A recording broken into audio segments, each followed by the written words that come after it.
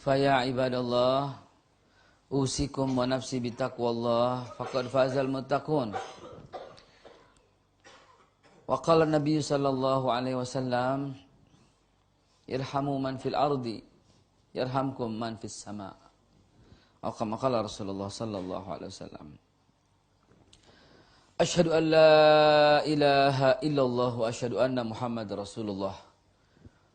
Asyhadu an la ilaha illallah al-malikul haqqul mubin wa asyhadu anna Muhammadar Rasulullah shadiqul wa'dul amin.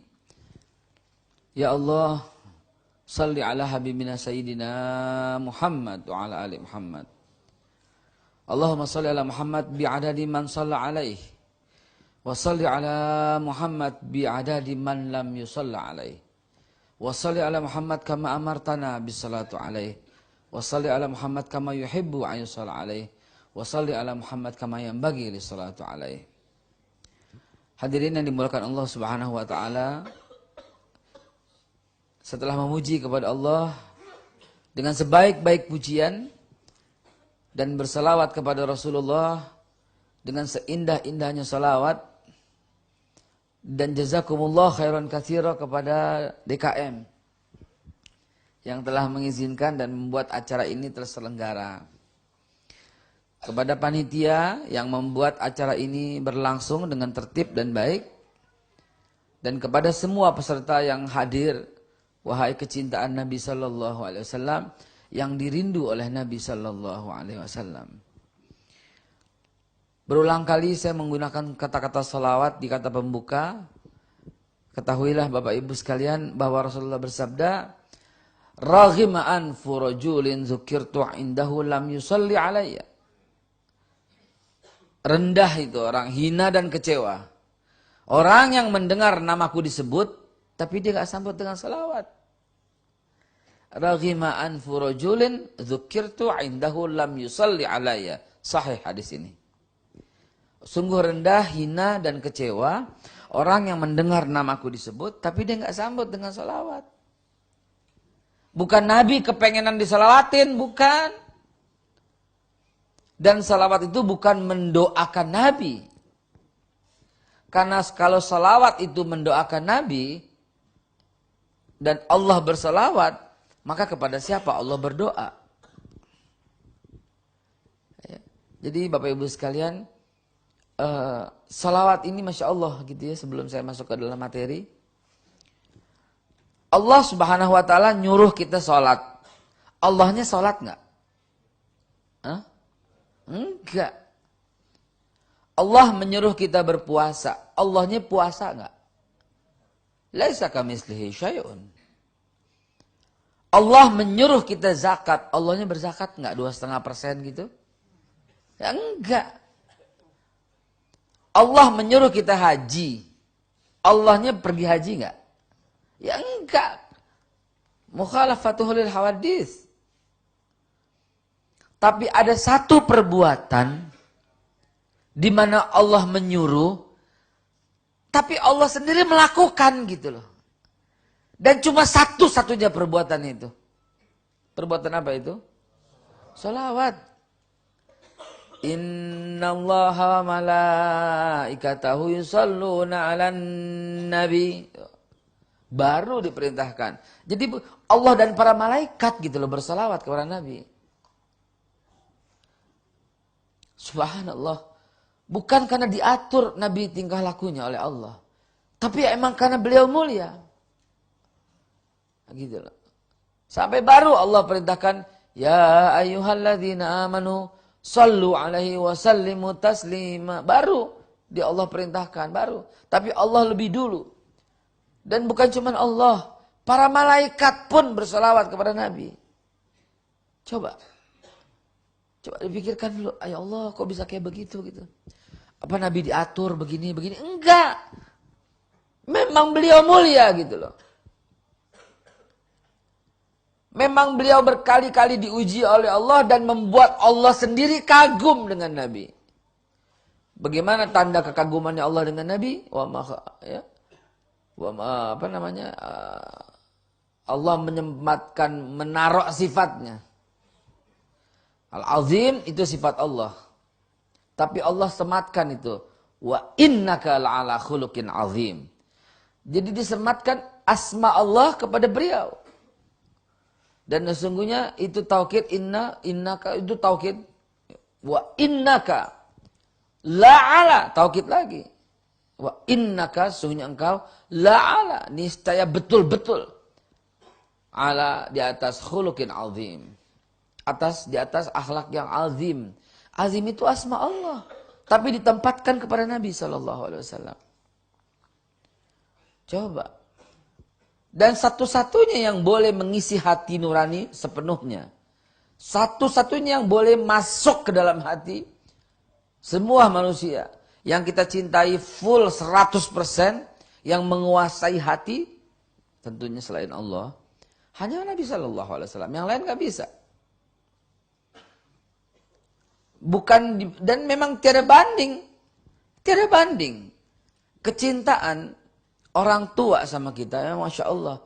Tapi ketika di hari kiamat, apa kata orang tua? Nafsi, nafsi, diriku, diriku. Cintanya seorang suami kepada istri memang full. Tapi ketika di hari kiamat, nafsi, nafsi, diriku, diriku. Gitu. Kepada siapa di hari kiamat kita bergantung selain kepada Allah? Kalau bukan kita mencari Rasulullah. Karena beliau doang gitu yang bisa.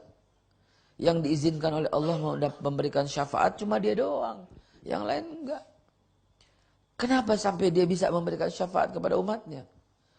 Kenapa sampai dia doang yang diizinkan oleh Allah Subhanahu wa taala dalam memberikan syafaat kepada umatnya? Dan bukan cuma hanya kepada umatnya beliau memberikan syafaat. Beliau memberikan syafaat kepada seluruh umat. Kepada umatnya Nabi Adam.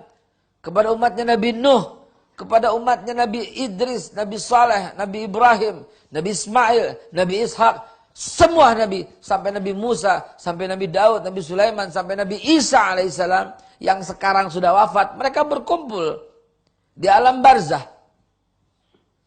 Sekarang mereka terkatung-katung. Dan juga sebagian umat Nabi Muhammad yang sudah wafat.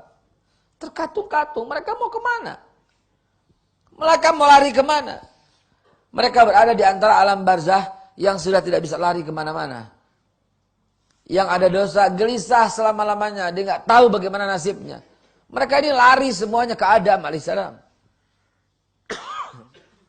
Lari ke Adam alaihissalam. Dan Adam alaihissalam berkata apa? Nafsi, nafsi, diriku, diriku. Aku nggak sanggup menyelamatkanmu, kata Nabi Adam.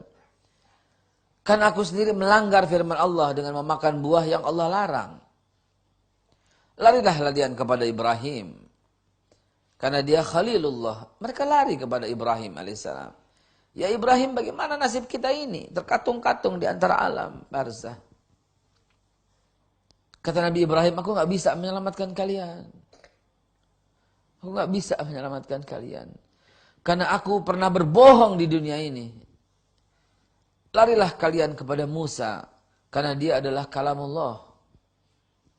Maka semuanya lari kepada Musa alaihissalam. Dan ketika sampai kepada Musa, semua umat yang telah wafat itu, Nabi Musa berkata, nafsi, nafsi, diriku, diriku. Aku sendiri nggak sanggup untuk memberikan syafaat. Karena aku pernah membunuh orang tanpa hak. Larilah kalian kepada Isa. Maka dia insya Allah bisa memberikan syafaat karena dia Ruhullah. Maka semua umat yang telah wafat di alam barzah itu lari kepada Isa alaihissalam. Ya Isa, mintalah kepada Allah, selamatkan ini. Bagaimana ini coba? Dan Isa alaihissalam pun berkata, nafsi, nafsi, diriku, diriku. Ketahuilah aku pun sedang gelisah karena umatku menuhankan aku. Larilah kalian kepada kekasihnya Allah.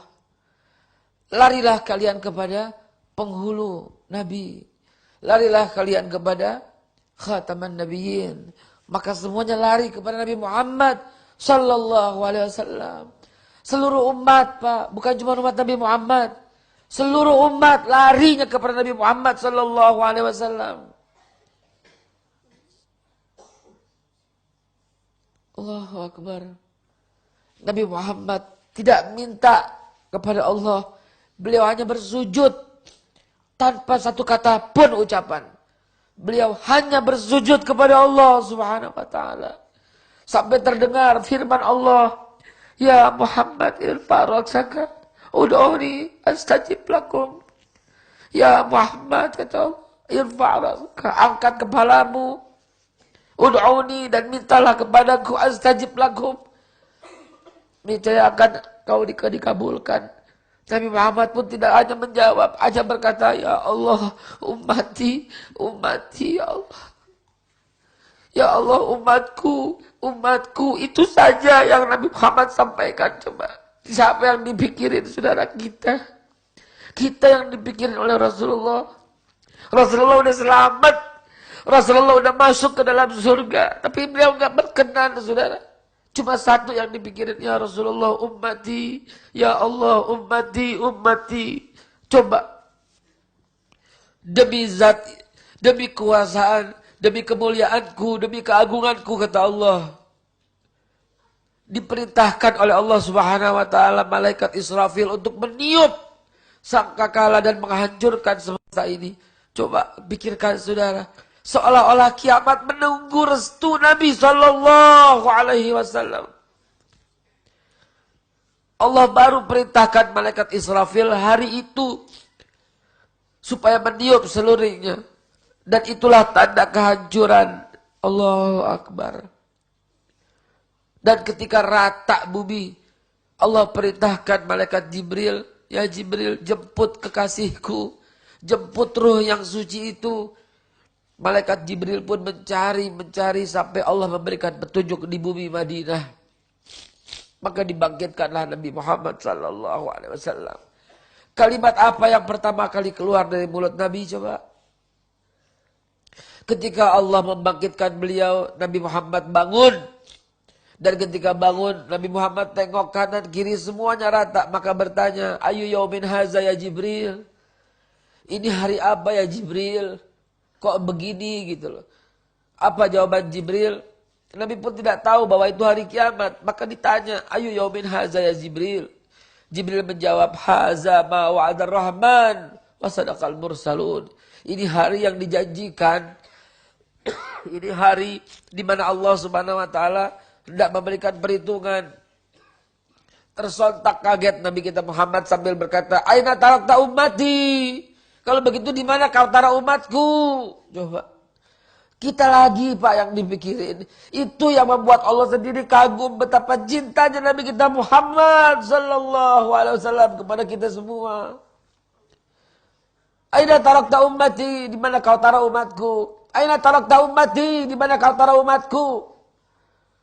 Malaikat Jibril pun menjawab, "Tidak ada satupun yang sudah dibangkitkan kecuali engkau ya Rasulullah."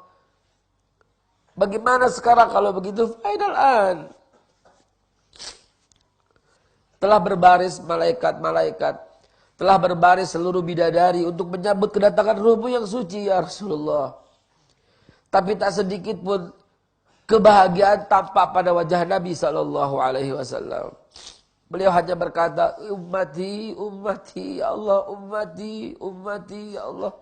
Sampai beliau memasukkan kaki ke dalam surga Firdaus, beliau pun gak berkenan. Udah selamat beliau, udah sempurna beliau, udah menyampaikan firman Allah, selesai tugasnya. Sekarang beliau hendak menikmati surga yang telah dijanjikan Allah untuknya, surga tertinggi. Tapi sebelah kaki pun tak mau beliau masuki. Apa yang dipikirkan? Siapa yang dipikirkan? Bisa orang tua kita begitu? Bisa kekasih kita begitu?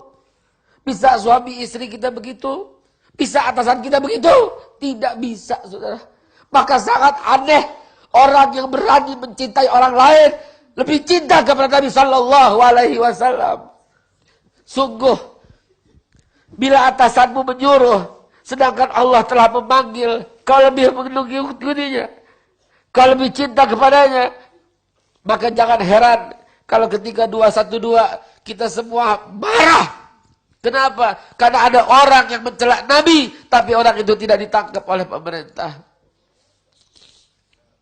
Itu yang membuat kita marah. Saudara sekalian, bukan cuma di akhirat, Saat di dunia pun Allah Subhanahu wa taala memanjakan Nabi dengan berbagai macam pemanjaan, tapi tak pernah diambil oleh Rasulullah.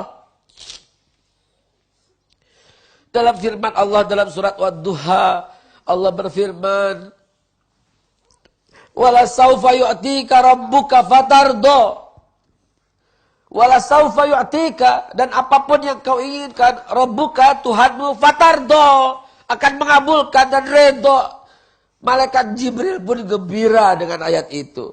Malaikat Jibril datang kepada Rasulullah sallallahu alaihi wasallam dan mengucapkan, "Ya Rasulullah, mintalah, karena inilah hari di mana kau akan diberikan oleh Allah apapun." Apa ya Jibril? Allah Subhanahu wa taala menurunkan surat Wad-Duha pada kalimat wala saufa yu'tika rabbuka fatarda. Sebut. Pengen kekuasaan, dapat Pak hari itu Pak.